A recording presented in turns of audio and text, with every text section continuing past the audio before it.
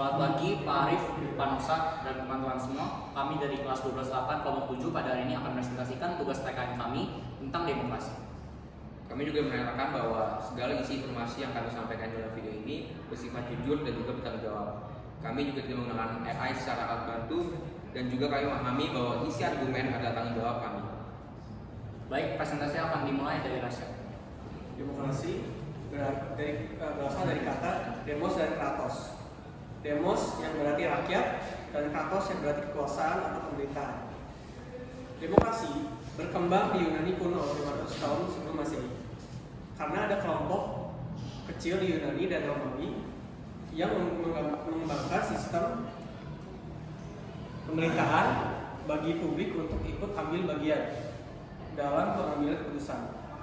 Menurut Budi Harjo yang menjelaskan perkembangan demokrasi, sejak abad Renaissance hingga akhir abad 19, pemikiran tentang demokrasi diwujudkan secara konkret di politik.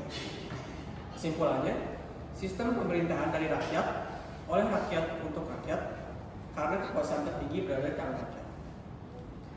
Selanjutnya kan Ya, oke.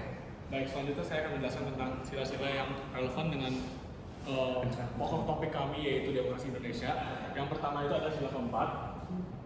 Sila keempat yang berbunyi dan relevan dengan demokrasi, yaitu melalui musyawarah dan mufakat. Nah, apa yang kami ingin dari hal tersebut, apa yang kami dapat dari sila tersebut adalah bahwa kami Indonesia sebagai negara yang demokratis itu ingin suara rakyat itu didengarkan melalui tuntutan-tuntutan rakyat dan agar pemerintah dapat mendengarkan dan juga mengubah cara berpikir mereka menjadi lebih cocok dengan rakyat, demi rakyat dan untuk negara kami. Dan yang kedua itu adalah sila kelima, yaitu mengenai kesejahteraan rakyat. Nah, kata sejahtera ini penting karena pada masa terjadinya demonstrasi-demonstrasi tersebut, rakyat hidup secara tidak sejahtera dan terjadi kesenjangan antara kaum-kaum elitis seperti DPR tersebut dengan rakyat yang suaranya tidak didengarkan.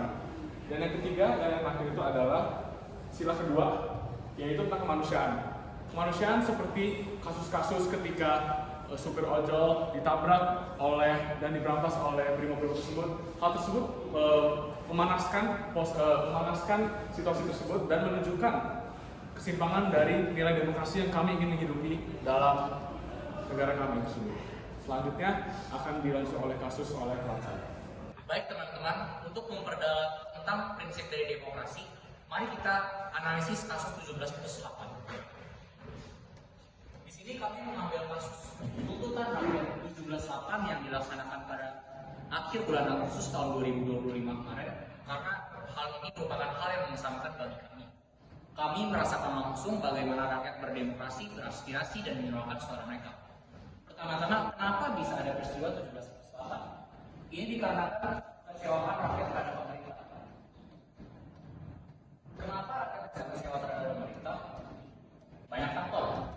Bisa kita katakan yang pertama adalah tunjangan DPR yang sangat tinggi. Sedangkan di sisi lain, banyak sekali sektor-sektor pendidikan di Indonesia, fasilitas yang masih perlu banyak pengembangan. Sedangkan tunjangan DPR yang sangat tinggi merupakan hal yang kita rasakan. Lalu kedua adalah maraknya kasus korupsi secara besar-besaran yang tidak diusut secara jelas. Hal ini juga menimbulkan pertanyaan bagi para rakyat, sebenarnya apa dari tugas DPR itu sendiri. Terakhir adalah keadilan. Rakyat merasa bahwa aspirasi mereka tidak didengarkan oleh para pemerintah dan juga rakyat menuntut adanya transparansi. Oleh karena itu, rakyat melakukan demokrasi di depan gedung DPR.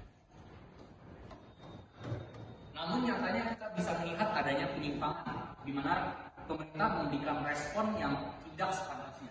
Mereka melakukan kekerasan seperti police justice. Contohnya ada salah satu Gojek yang tertindas oleh brimob. Lalu bagaimana wujud konkret dari demokrasi itu sendiri? Banyak sekali influencer yang membuat prinsip tuntutan 17+8. Apa tuntutan dari 17+8 ini? 17 itu merupakan 17 tuntutan yang harus diselesaikan dalam waktu 1 minggu, sedangkan 8 adalah 8 tuntutan panjang.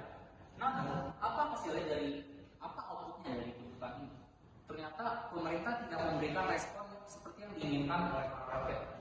Tunjangan DPR yang pada awalnya harusnya dihapuskan, tapi tetap ada. Bahkan beberapa tidak berubah. Lalu yang kedua adalah UU perampasan aset sampai sekarang tidak ada tanggapan dari pemerintah. Dan terakhir yang paling penting adalah para anggota DPR hanya dinonaktifkan. Mereka yang melakukan berbagai penyimpangan seperti menolak rakyatnya atau memantai goblok, mereka tidak memberikan konsekuensi yang sepatasnya. Jadi bisa dikatakan rakyat sudah melakukan demokrasi menyerahkan suara mereka, namun pemerintah sendiri belum bisa memberikan timbal balik yang positif. Selanjutnya akan dilanjutkan lagi. Baik, untuk daftar pasal UUD yang digunakan dalam kasus ini, itu yang pertama adalah pasal 1 ayat 2 UUD 1945. Nah, pasal ini itu berbunyi bahwa kedaulatan berada di tangan rakyat dan dilaksanakan menurut Undang-Undang Dasar. Artinya pasal ini membahas bahwa rakyat itu memegang kekuasaan tertinggi, sehingga pemerintah harus menjamin dan menjalankan kekuasaan berdasarkan kehendak rakyat. Maka dari itu demonstrasi pada aksi 17+8 adalah di mana rakyat itu merasa bahwa suara mereka tidak didengar oleh pemerintah. Jadi hingga kini beberapa tuntutan dalam aksi 17+8 ini belum terjawab.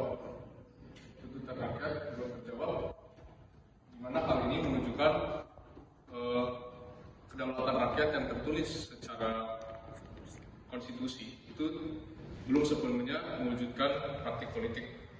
Kemudian pasal kedua adalah pasal 28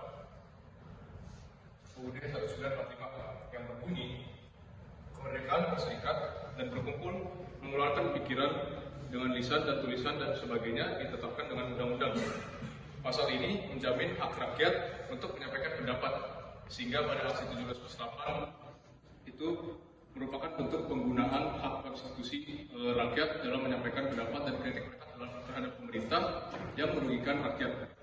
Namun, berbagai aspirasi yang telah dilakukan dalam berbagai demonstrasi itu masih belum ditindaklanjuti, sehingga segala hak untuk menyampaikan pendapat itu hanya diakui secara hukum, tapi belum sepenuhnya terwujud dan membawa perubahan nyata.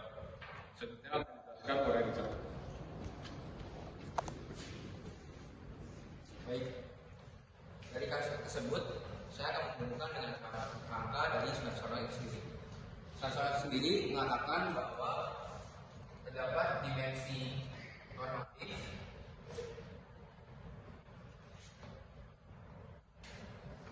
dan juga dimensi empirik. Dimensi normatif sendiri berisikan dengan dasar-dasar hukum seperti tadi yang sudah dikatakan Troy, seperti pasal 1 ayat 2 dari UUD, juga pasal 28 itu mengatakan bahwa kedaulatan ada di tangan rakyat. Maka dari itu tuntutan 17+8 dilakukan karena mereka ditandaskan oleh hukum itu sendiri. Kalau empirik itu sendiri yaitu praktik nyata dari konstitusi itu sendiri. Lalu juga mengapa tuntutan 17+8 itu terlaksanakan? Karena tidak ada hubungan dari kedua ini, di mana peraturan yang ada dan juga konstitusi yang ada tidak dilakukan secara nyata oleh para parlemen, maka terjadi tuntutan 17+8 itu sendiri. Baik, untuk selanjutnya, untuk kesimpulan akan dilakukan oleh Fargas. Untuk menyimpulkan presentasi dari kami, jadi kami ingin mengaitkan antara dimensi normatif dan empirik yang ada di data yang kami miliki dan juga kasus 17+8. Kaitannya adalah dimensi normatif dan empirik dalam kasus 17+8 ini tidak dijalankan dengan baik. Pertama yaitu konstitusi atau dimensi normatif dari pemerintah, seharusnya pemerintah dapat menjalankan tugasnya dengan baik, tapi nyatanya dalam bagian empirik pemerintah justru tidak dapat melakukan tugasnya dengan baik. Lalu kedua, akhirnya masyarakat pun melakukan sistem demokrasi itu sendiri sesuai apa yang tertulis di konstitusi dengan melakukan demonstrasi